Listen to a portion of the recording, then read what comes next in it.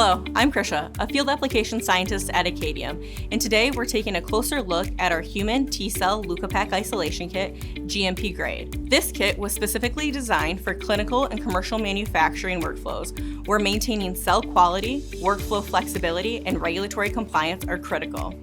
Why choose Akadeum? The answer lies in our unique buoyancy-based microbubble technology. Microbubbles bind to the unwanted cells and float them to the top of the bag, allowing T cells to settle near the bottom, where they can be transferred manually or using instrumentation already available in your lab. No specialized instrument is necessary. This allows for fewer steps, minimal cell handling time, and a scalable cell isolation that integrates directly into closed system, GMP-compliant workflows. Included in this kit are our streptavidin microbubbles, our negative selection antibody cocktail, and buffer. Standard cell processing bags, an end-over-end rotator, and a tube welder are also needed for this workflow, but not included in the kit.